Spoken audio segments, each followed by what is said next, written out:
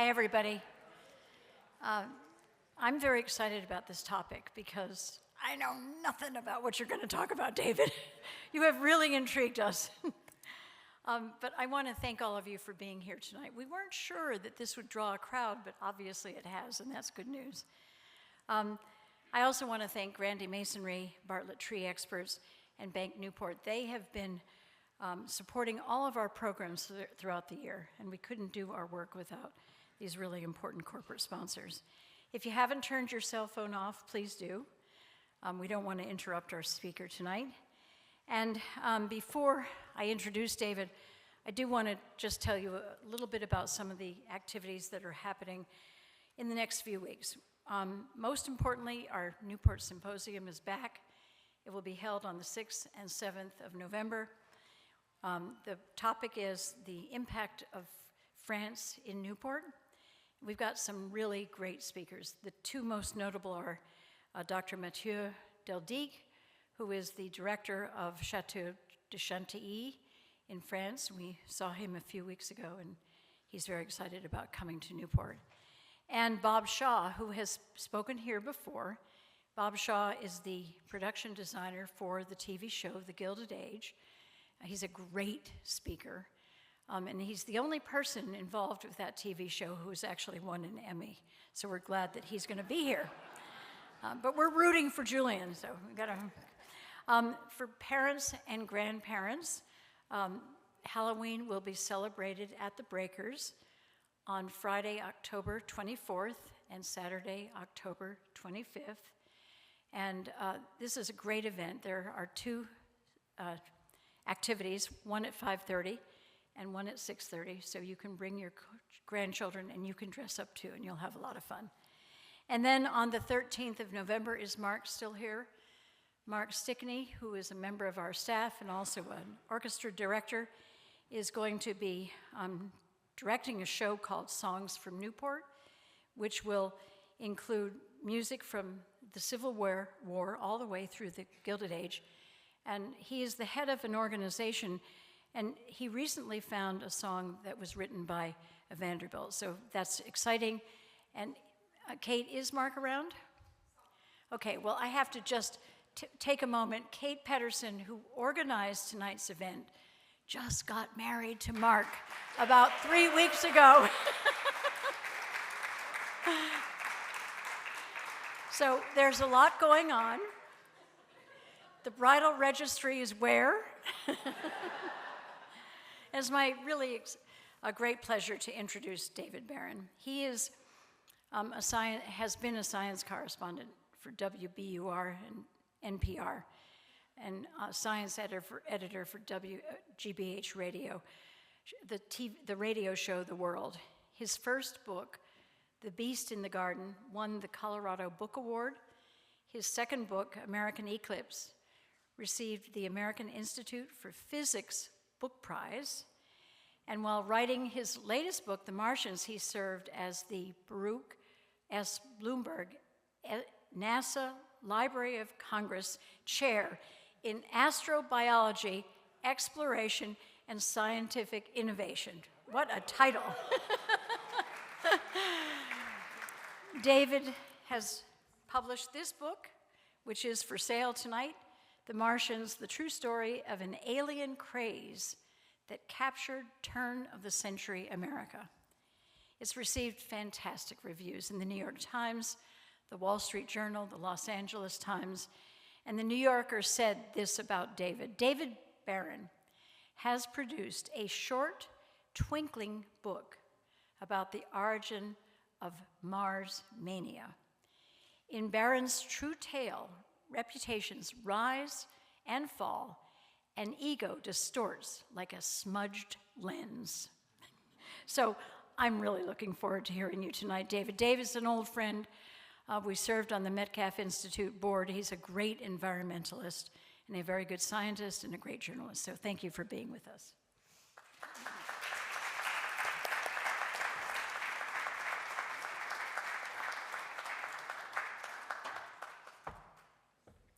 Thank you, Trudy. Thanks to all of you for giving up a portion of your Thursday evening to be here. I'll do my best to make it worth your time. Now, I flew in yesterday from Colorado, where I currently live, but I'm a New Englander at heart. I attended college in Connecticut. I grew up in Massachusetts.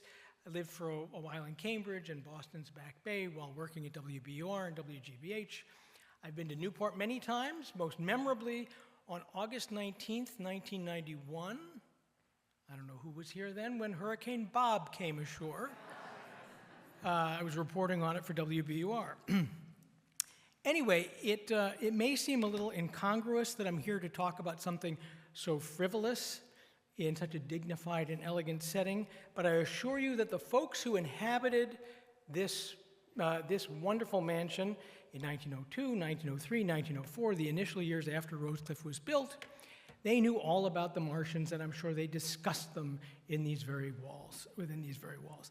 And I promise I'm not here just to read to you from my book for the next hour, but for the next minute and a half I will, because I want to establish why this story is relevant to the Gilded Age. So I will just read the opening 3 paragraphs of my book, and then I'll get to the real talk. By the time the Mars craze reached its zenith, toward the end of the 20th century's first decade, one could scarcely avoid the Martians even in the stately parlors and ballrooms of New York's rarefied society. Mamie Fish, a legendary hostess famed for her acid wit and outlandish functions, threw a dinner for 20 in the winter of 1907. Between courses, a dweller from the Red Planet materialized through scarlet drapes and boomed to the bewildered guests, "Mortals, I am here to tell you the things we know of you in Mars." Across town at the J. Hamilton P. Hodgson's, another Martian dropped by for New Year's Eve. Though unable to speak English, he was said to converse with partygoers by means of a so-called mystoscope, a device that helpfully enabled translation. A year or two earlier, at the enormous Midtown Playhouse known as the New York Hippodrome, some of the handsomest couples in the city, husbands in evening dress, wives in flowing gowns and pearls, had filled the boxes for the premiere of A Yankee Circus on Mars. On a stage that stretched to seemingly astronomical proportions, acrobats and bareback riders performed amid a chorus of Martians 300 strong. The Martians that appeared in Manhattan's theaters and elite drawing rooms were, one might reasonably assume, mere humans in alien attire. But those that showed up in the magazines and daily papers surely were not. Artists' renditions depicted the Martians the way scientists imagined their environment had molded them, tall and lithe, perhaps winged or gilled, sporting an insect's antennae or an elephant's trunk. The illustrations left readers agape and aghast. "The Martians may be very fine intellectual people," remarked one Jane Jones of Binghamton, New York, "but we do not and never shall like their looks." So for the next half hour, I'm going to explain how all that craziness came to be. My remarks tonight will be less a lecture and more a story about science, about history, and about the future. But it begins with me. Why did I write this book? Well, I was born in the 1960s, and as a kid, it often seemed that I was surrounded by Martians. On Saturday morning Bugs Bunny cartoons, I watched Marvin the Martian, a diminutive alien in a big Roman helmet who was intent on destroying the Earth. There was a popular sitcom called My Favorite Martian. It featured a wayward alien from the Red Planet who crash-landed his flying saucer in California. And there were old movies in which Earthlings went to Mars to meet the Martians. The intrepid space travelers included Abbott and Costello, Flash Gordon, even Santa Claus. Well, I grew up, I became a writer focusing on science and space, the reality of it, not the fiction. And our country grew up. We now send rovers to Mars and are planning to send astronauts to discover the facts of what's there. But the older I got, the more I wondered about our collective fascination with Mars. I mean, the night sky is filled with planets and stars and galaxies, and yet Mars, more than any other celestial object, exerts a strange hold on our psyches. Why? Where did that Mars obsession come from? So I launched what became a 7-year journey through history. I dug into archives, I explored the scientific literature, and I read thousands upon thousands of newspapers as I immersed myself in an era more than a half-century before I was born. And what I discovered, well, it astounded me. You see, before Martians became stock characters in science fiction, they were widely believed to be scientific fact. The New York Times, December 9th, 1906, there is life on the planet Mars. And not just life, intelligent life, a civilization, said the paper of record. And so said all the papers. And what were these supposed Martians like? Well, no one knew for sure, but astronomers, zoologists, and other scientists came up with theories. There were all sorts of fanciful ideas, but there was also some consensus. Since Mars is farther from the sun than the Earth is, and daylight is dimmer, it was thought that the Martians must have big eyes to take in as much light as possible.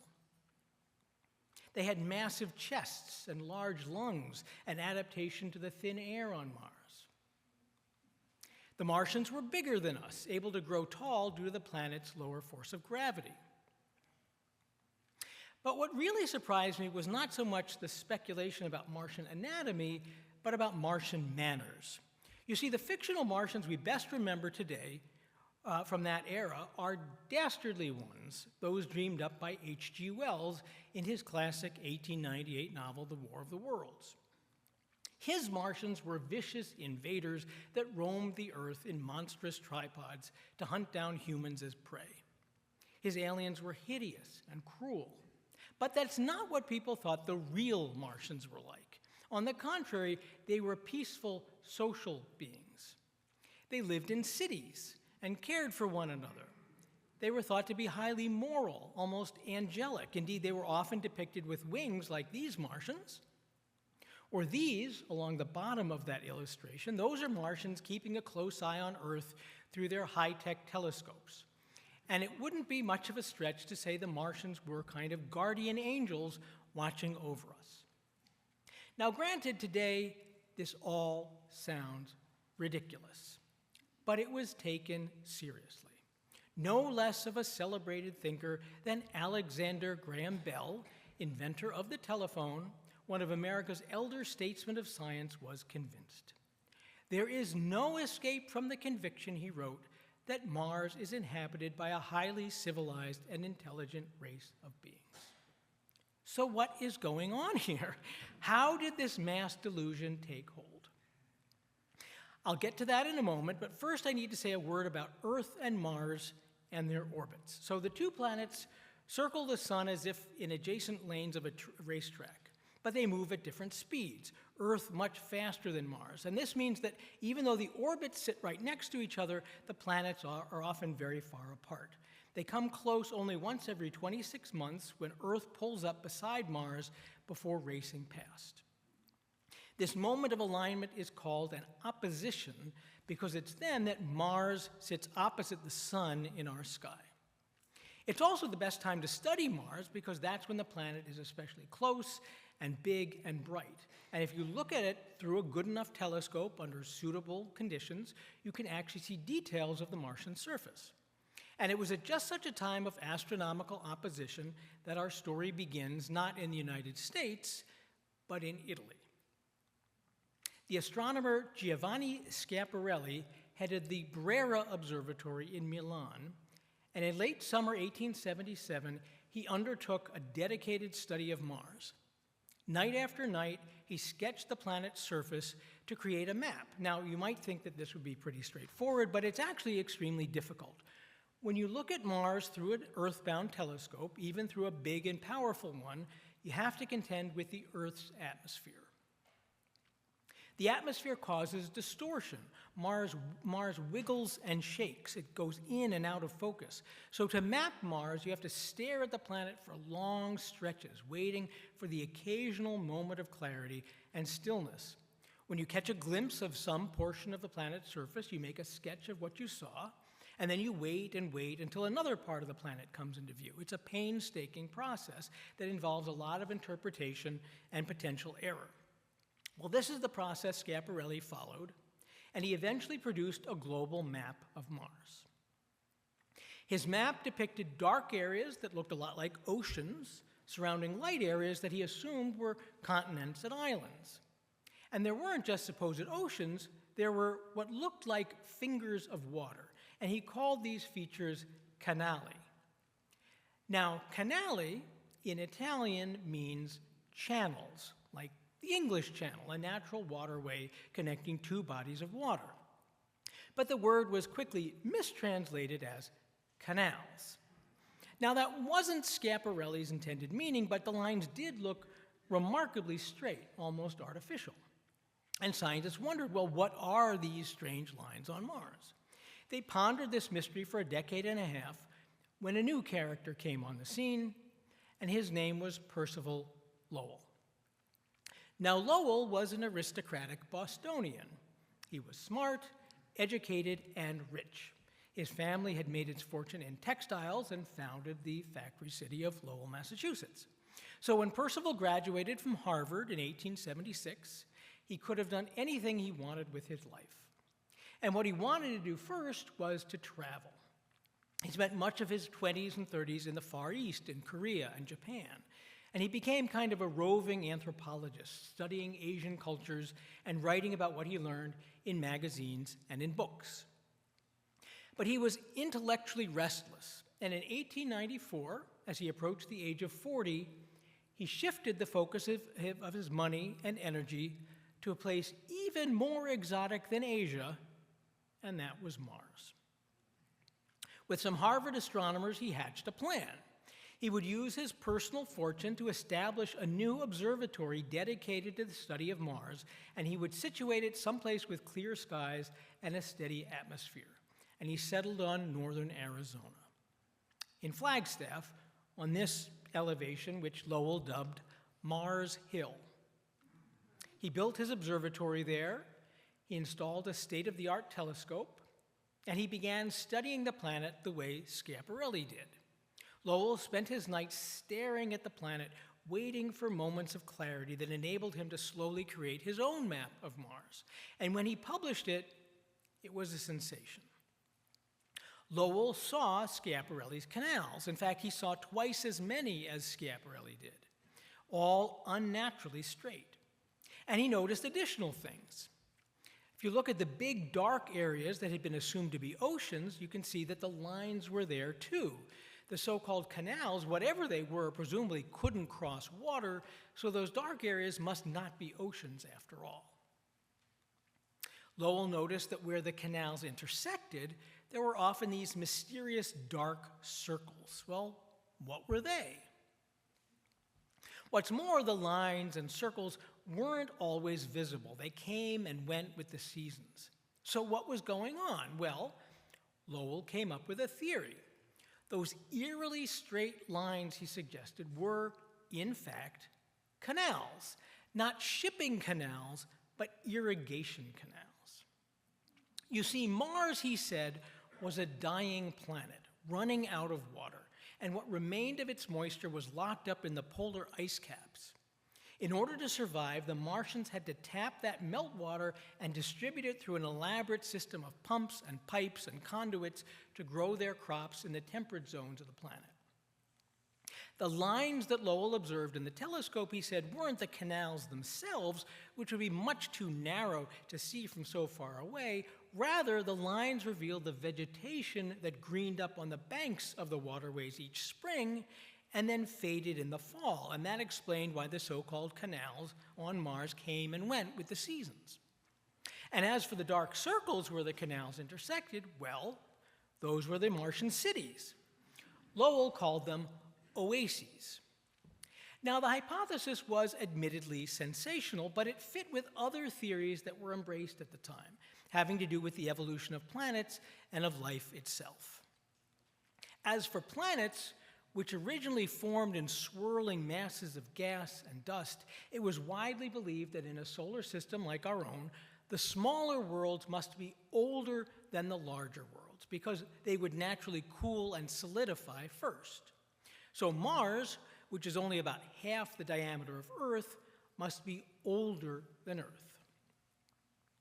Now, on Earth, life and the human lineage had slowly evolved toward intelligence, toward civilization.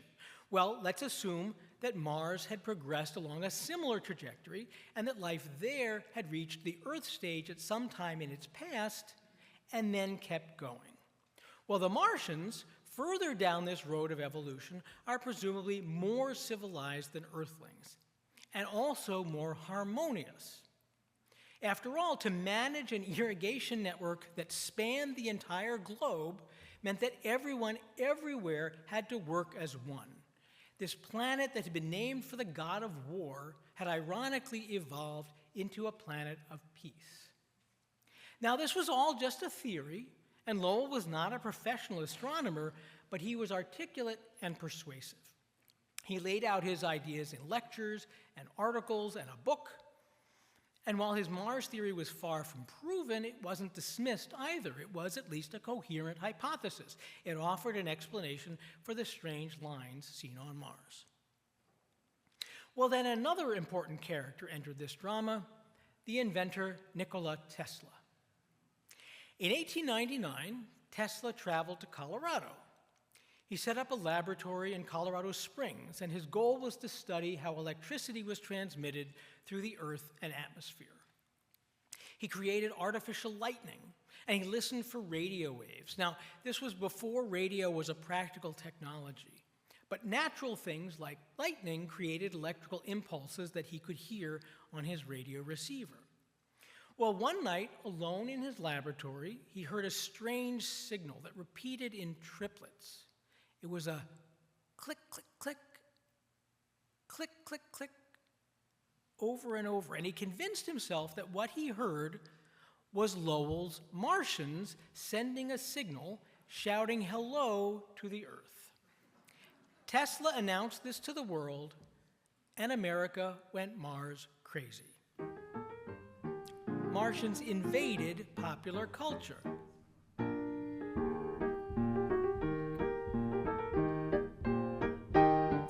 Showed up in music. This is a march called A Signal from Mars, published in 1901.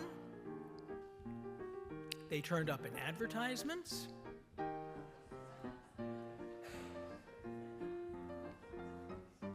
They appeared in theater.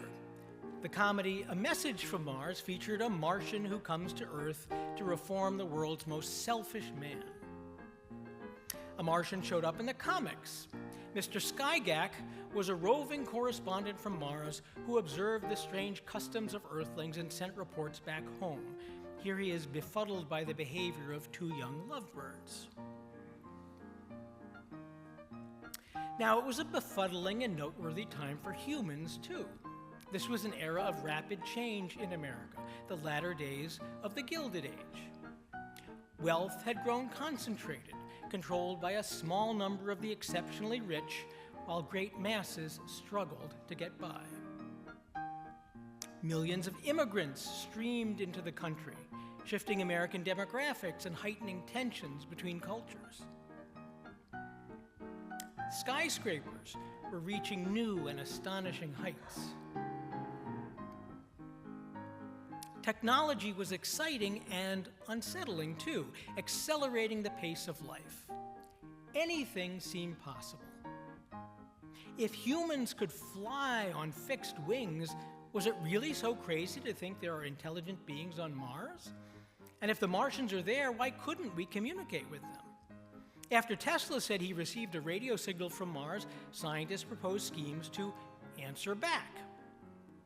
A Harvard astronomer suggested building an enormous array of mirrors to flash Morse code by reflected sunlight. Well, there were many notable people who got caught up in the frenzy, and my book has an almost operatic cast of characters. Percival Lowell and Giovanni Schiaparelli, H.G. Wells and Nikola Tesla, also other writers and scientists. I don't have time to tell you about all of them, but let me introduce you to a couple more. Professor David Todd was an astronomer at Amherst College in Massachusetts. He traveled the world on elaborate astronomical expeditions, often to observe solar eclipses. His wife, Mabel Loomis Todd was a well-known writer and editor. She was a friend of Emily Dickinson's and famously brought the reclusive poet's work to world attention. Now, David and Mabel were energetic extroverts. They were constantly busy heading out on adventures across the globe. They hobnobbed with the wealthy, including Percival Lowell, whom they counted as a friend. David and Mabel got caught up in the Mars mania when, in 1907, Percival Lowell funded an expedition to South America. You see, Mars that summer was going to make its closest approach to Earth in a decade and a half. So it was a prime opportunity to study the planet's surface features, to prove to Lowell's skeptics that the canals were really there, that the strange lines looked the way he drew them. But the planet wouldn't be seen so well from Earth's northern hemisphere, so Percival Lowell paid David Todd to head south on what would be a Herculean undertaking. David Todd was responsible for the enormous telescope at Amherst College. It was a 7-ton monster. Well, at Lowell's direction and expense, David Todd disassembled the telescope, packed the pieces in 119 boxes that were loaded into crates and hoisted onto a steamship. The ship carried the telescope and the Todds to Panama, where the canal was still under construction, so they and the giant telescope crossed the isthmus by train, then boarded another ship down the west coast of Central and South America, where the Todds debarked with their equipment at the port of Iquique in northern Chile. They got on another train up into the Atacama Desert, one of the driest, most desolate landscapes on Earth. And the Atacama at the time was the center of nitrate mining, and the Todds made their destination a remote mining settlement called Alianza. They were generously provided housing in the residence of the mine managers, and then, beside the home, on the tennis court, they unpacked the boxes of telescope parts, had them reassembled, and prepared to make their observations of Mars. Now, the point of the expedition wasn't just to observe Mars, but to photograph it, an exceedingly difficult task in that era. But Lowell, in an attempt to prove that the lines he saw on Mars were real, had his team design a special contraption for just this purpose. Since Mars through a telescope is jittery, constantly bouncing around, and therefore hard to capture in a photograph, Lowell's device was sort of like a movie camera. It took a rapid series of still images, one after another, with the idea that once in a while you'd get a clear shot when Mars happened to sit still. Over a month and a half in Chile, David Todd took more than 10,000 pictures of Mars. Now, these were tiny, grainy images, just a quarter-inch in diameter. But when he and Lowell sorted through the photographs, they found some that were clear, and they said that the pictures offered incontrovertible proof that the canals, these thin, spiderweb-like lines, were really there as Lowell drew them. Again, the press went wild, declaring now that Lowell's theory of a Martian civilization was all but proven. David Todd announced a new plan to communicate with Mars. He would ascend in a high-altitude balloon with radio equipment. Meanwhile, Mabel, his wife, went out on a lecture tour, sharing the news from Mars with audiences that got swept up in the excitement. Now, how, I wondered, could the whole country have been duped? I mean, the supposed proof of life on Mars came down to tiny photographs that supposedly showed lines on the planet, but honestly were hard to decipher, and anyway, do lines on Mars necessarily mean an intelligent civilization? Why did this mass delusion take hold? Well, clearly part of the reason was Lowell's power of persuasion. He was an intelligent, educated, aristocratic man who could get published in respected newspapers and magazines. But a bigger factor I found was the receptiveness of the public to believe what Lowell was saying. And this says much more about us, about humans, than about the Martians. Life on Earth felt unstable. The United States and Europe had been through a period of labor unrest and anarchistic violence, including assassinations of heads of state. In fact, it wouldn't be long before another assassination, that of Austrian Archduke Franz Ferdinand, would trigger World War I, drenching Europe in blood and misery. As you can imagine, people wanted to believe that it was possible to create a more peaceful world, and the Martians were role models. In fact, when World War I broke out, the Washington Herald imagined what those peaceful aliens must think, watching the Earth in horror as the smoke rises over Europe and humans destroy each other over petty differences. But there were yet more reasons why people were so keen to believe in the Martians. Traditional ideas of Christian religion were crumbling. Darwin revealed that we were not made in the image of God, but in the image of apes. Geologists had by now discovered the enormous depths of time. The Earth had been around for at least millions of years. Of course, we now know it's billions of years. And astronomers revealed the seemingly infinite depths of space. The universe was so much bigger than earlier generations had believed, and the Earth was certainly not at the center. We were tiny, insignificant, and with science explaining so many things that had once been relegated to religion, it wasn't clear where God fit in this new picture of the universe. Therefore, people hoped that the wise Martians might help us navigate this new reality. When David Todd announced plans to communicate with the Martians, a widely printed newspaper article pondered what questions Mars might answer. Now, you might think people would ask practical questions, how to build a reliable airplane, or more obviously, how to dig a canal. But here are the queries people had for Mars. Where do our spirits go when we die? Is there any way to curb human selfishness? What is life? What are we living for? What is expected from us in life? What is the right way to live? It's as if the Martians had become stand-ins for God. Well, in the course of my research, I didn't just dig into old newspapers and manuscripts. I revisited many of the places that figure in the story. I went to Flagstaff, to Mars Hill, where Lowell's observatory still exists. And I used Lowell's very telescope to observe Mars and see if I might spot the canals, just as Lowell did more than a century ago. I went to Milan to see the telescope that Giovanni Schiaparelli used to discover the canals in 1877. And in 2019, shortly before the COVID pandemic shut down the world, I went on a pilgrimage to see if I might track down Alianza, that remote mining camp in northern Chile. Unlike David and Mabel Todd, I didn't have to go the long way by ship.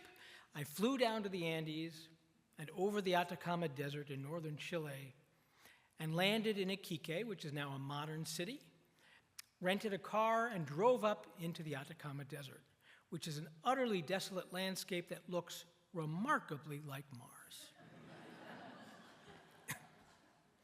After an hour's drive south along the Pan American Highway in the midst of a dusty bit of nowhere, I came across a sign for Alianza and turned off the asphalt. Now, the old mining camp was no longer standing. All the metal and machinery had long ago been hauled away for scrap, but the earthworks from the old nitrate processing plants were still evident.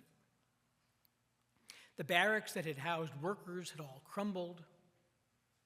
The old mine manager's residence, where David and Mabel Todd stayed, was long gone, but I found the staircase, and a short distance away, I found the wall around the tennis court where David and Mabel Todd had set up their telescope and took the pictures that convinced the world that Percival Lowell was right, that the Martian canals were real. It was all quite thrilling to be able to touch history like that, to experience the same landscape that David and Mabel visited almost 120 years ago. And looking off into the distance in this exceedingly dry desert, I saw shimmering water. It was a mirage, of course, and this was a potent symbol for the Mars craze as a whole, which began to vanish in 1909. It became clear that the Martians, well, they never were real. The story of the canals became a cautionary tale about the power of wishful thinking. It was a lesson in the untrustworthiness of the human eye and human mind. We can easily convince ourselves that false things are true because we so wish they were true. Now, that doesn't mean that the story of the Martian canals is all negative. On the contrary, Lowell's Martians spurred the human imagination in constructive ways. The stories about Mars helped launch science fiction. Beginning in the 19-teens, Edgar Rice Burroughs, famous as author of the Tarzan books, wrote a series of best-selling stories set on a Mars that the Martians themselves called Barsoom. The main character was an American adventurer named John Carter who swashbuckled his way through warring tribes to rescue the Princess of Helium. It wasn't great literature, but it was just the stuff to stoke the imagination of young kids, like this fellow, who at age 10 was infatuated by the adventure novels, and who would later say that it was those novels that inspired him to grow into this scientist, who worked on the team that for the first time safely landed a spacecraft on Mars. That's Carl Sagan, of course, not on Mars, but in Death Valley with a model of the Viking lander. Similar stories can be told of other space pioneers. Robert H. Goddard, the scientist who built the first liquid-fueled rocket, got into the business because he read Mars fiction as a kid and wondered, was it actually possible to go to Mars? And how would we get there? In fact, if you ask many of the scientists involved in space exploration, they'll say they were inspired by the fiction they read when they were young, and that fiction can often be traced back to the Mars craze of 100 years ago. Which brings us to today, a time that holds eerie similarities to the long-gone era. Once again, we're living in a time when there's a vast chasm between the rich and the poor. It's a time of violence and unrest on Earth. The latest technology, again, brings great hope and great fear. And once again, some Earthlings are looking elsewhere for a more peaceful, more egalitarian, more technologically utopian world. The Mars Society was founded almost 30 years ago and is trying to jumpstart a better human future on Mars. And these folks are serious. They recently held a design competition seeking architectural plans for the first Martian city of 1 million souls. Almost 200 entries were submitted from across the world. Meanwhile, a conspicuous tech billionaire has made no secret that he aims to colonize Mars. Elon Musk hopes to start sending his Starship rockets to Mars as soon as next fall, uncrewed at first, but with the idea of sending humans to Mars as soon as 2029. Eventually, he hopes to send 1,000 rockets to Mars every couple of years, whenever Mars comes around close to Earth. His goal is to build a new civilization, to enable anyone who wants to move to Mars to do so. It's all a dazzling dream, but is it an inspiring vision or a delusion? Are we once again projecting onto Mars what we hope is there rather than what is there? Honestly, we probably won't know how this plays out for another 100 years, when some writer in the future assesses us with the distance of history to determine if we too had been caught up in our own Mars craze. Thank you.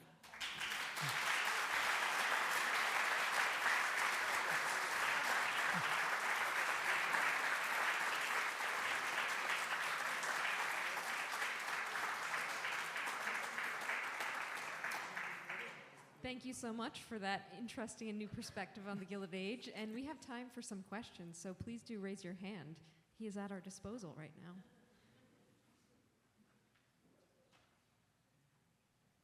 Oh no, we have a shy audience. Okay, David, how long did this book take you to curate, to research, to travel, to write? How long did it take me? It was far too long. I had no idea when I started. I mean, it took me 7 years. Because I had to untangle.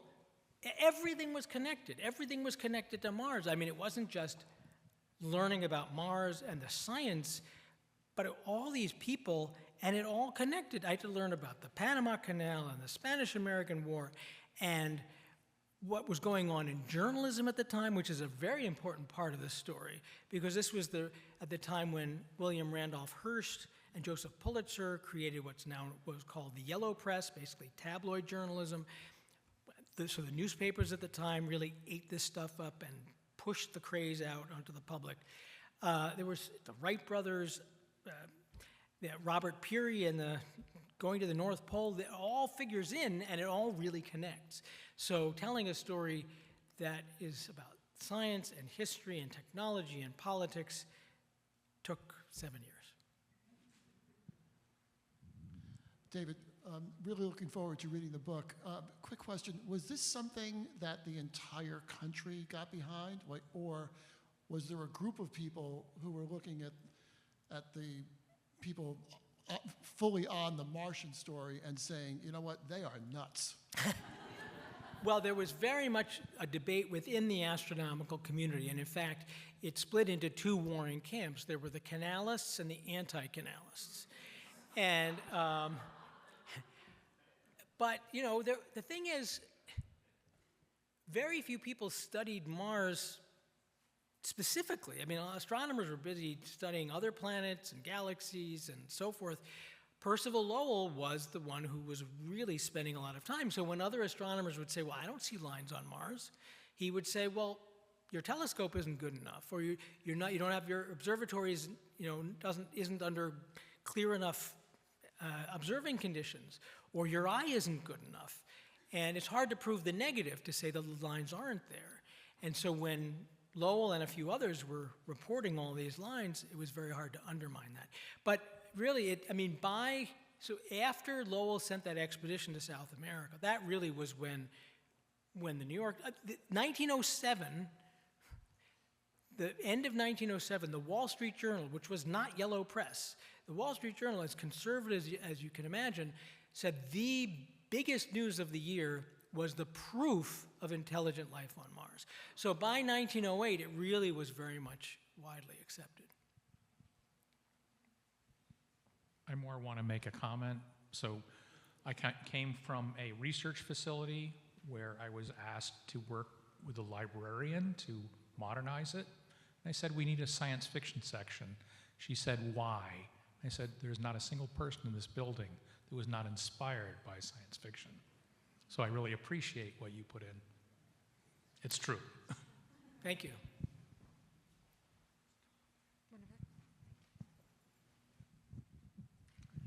Based on the original maps that were drawn, are they reasonably accurate compared to what we've been able to see with our telescopes of today and, and our rovers and stuff? Well, so I'll answer that in a minute, but we have to remember that in the late 1800s, all people knew about Mars was what you could see through a telescope. We all know what Mars looks like now. The maps back then, except for the canals, were pretty accurate. I mean, in terms of the larger dark areas and light areas. The canals, I don't want to give the whole story away, but clearly you know there are not irrigation canals on Mars. I don't think that's a spoiler. But the lines themselves, for the most part, were never there. They were optical illusions. And, and even as late as the 1960s, when we started to send spacecraft to take close-up pictures of Mars, people were still thinking, well, there's got to be something there. Where Lowell drew these lines, or Schiaparelli drew these lines, maybe it's a canyon on Mars or a string of mountains or something. In almost every case, there's absolutely nothing there. It was all just, we know how easy it is to trick the eye, and when you're looking at something that's 35 million miles away at its closest, it's at the very edge of what's perceptible in terms of the details.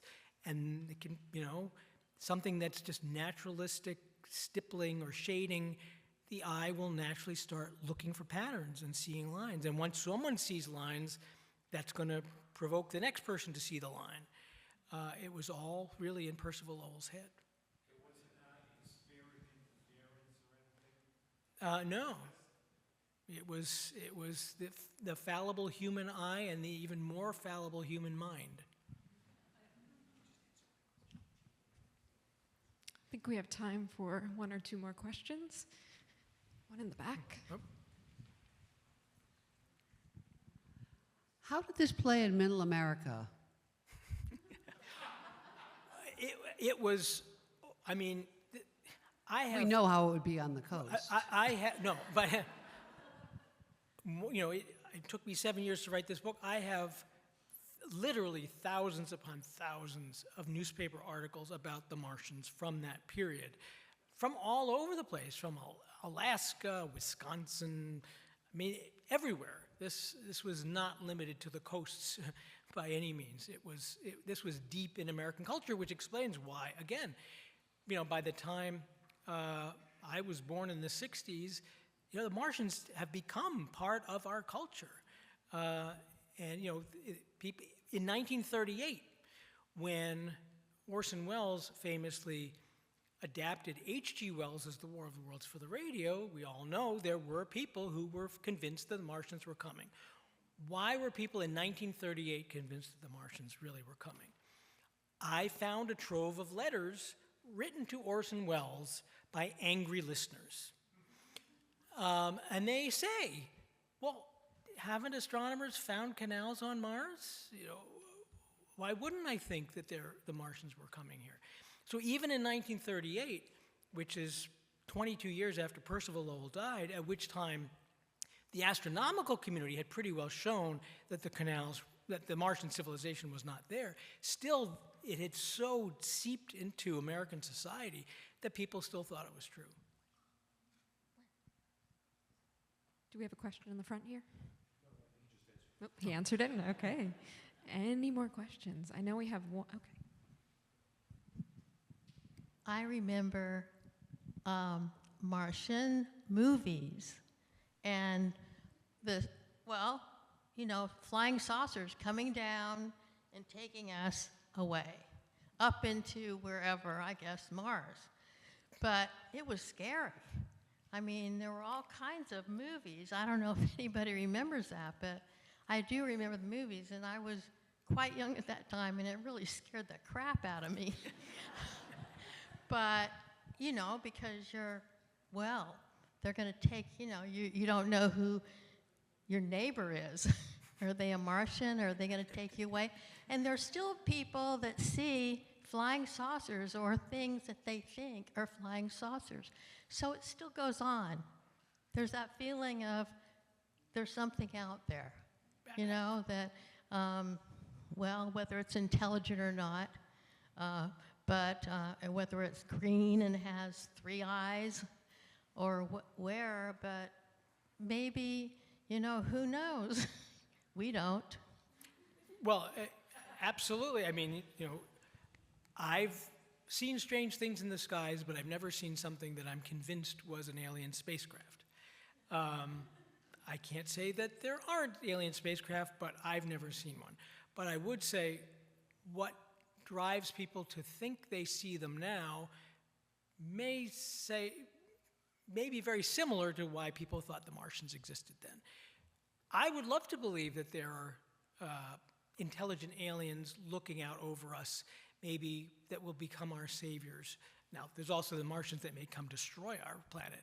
But I think a lot of the belief in aliens, particularly those that maybe have come to Earth, is, again, part of this idea that wouldn't it be nice to have these intelligent beings ready to save us, the way the Martians supposedly were. But, yeah. Now a question for you. In your research, did you run across any of the Luddite Society stuff, or did you attempt to look at that? I did not look at that, no. Sorry.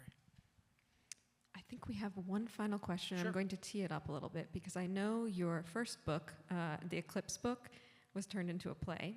And I know someone has a question here that kind of goes into that. Hi. I was wondering who you would have as your selected actors or actresses for your characters. I know you have someone in mind. Matt Damon. Gee, I never thought about that. Well, I do think that The Martians would make a good play or a musical. But as Kate mentioned, so my previous book, American Eclipse, has been turned into a musical, which, and hopefully will be on Broadway within a couple of years. We'll see. It should have its World premiere probably in early 2027. But that's something I never expected. So my previous book, which American Eclipse, which is also set in the Gilded Age, but the early part is the true story of a total solar eclipse that crossed America's Wild West in 1878 and attracted many of the era's great scientists out to Wyoming, Colorado, Texas. Thomas Edison was in Wyoming for the eclipse of 1878. There was an all-female expedition from Vassar College, headed by Maria Mitchell, who was the most famous female scientist in America. She went to Denver in 1878. Well, within a couple of years, you'll be able to see Thomas Edison and Maria Mitchell singing on the Broadway stage. But I'll have to think about the proper casting for the Martians. Thank you so much, David, and thank you for Thank a you all. wonderful talk.